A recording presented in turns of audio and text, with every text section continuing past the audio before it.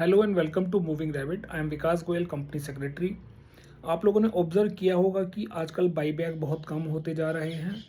पहले बहुत ज़्यादा बाईबैक आते थे, स्पेशली आईटी कंपनीज़ के द्वारा, क्योंकि आईटी कंपनीज़ पे बहुत ज़्यादा कैपिटल डिप्लॉयमेंट के लिए कुछ होता नहीं था, तो वो शेयर होल्डर्स को रिवार्ड के तौर पे बाईबैक के ऑप्शन को यूज़ करते थे।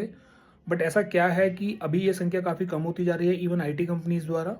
तो इसका एक बहुत बड़ा कारण है टैक्सेशन के प्रोविजंस। जी हाँ, 1 अक्टूबर 2024 से जो बाईबैक पर टैक्सेशन के प्रोविजन लग रहे हैं, वो मेरे ख्याल से बहुत बड़ा डेटरेंट है शेयर होल्डर्स के लिए, और शायद इसीलिए कंपनियां बहुत ज़्यादा आगे आके बाईबैक नहीं दे रही हैं।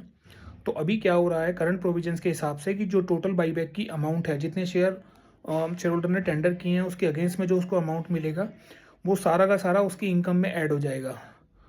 तो मज़े की बात है, मतलब एक उदाहरण के तौर पर अगर समझते हैं कि अगर कोई शेयर का प्राइस 800 रुपये चल रहा है और कंपनी ने 1200 रुपये में वो बाईबैक लाया, तो जितने शेयर भी टेंडर में एक्सेप्ट होते हैं उसकी 1200 से गुणा करके जो टोटल अमाउंट आएगी वो शेयर होल्डर की इनकम में ऐड हो जाएगी। तो जो उसका जो भी टैक्स ब्रैकेट है उसके हिसाब से वो पे करेगा।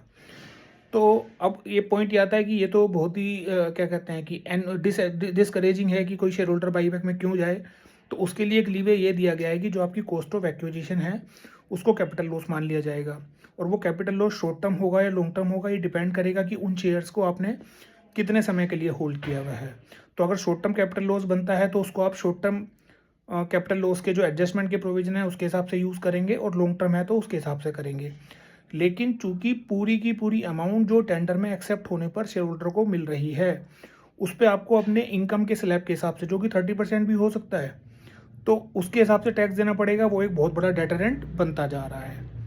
तो मुझे लगा एक यूज़फुल इन्फॉर्मेशन जिसको मैं शेयर कर सकता हूँ, इसलिए मैंने ये शेयर किया है। Thank you so much, I hope you liked it.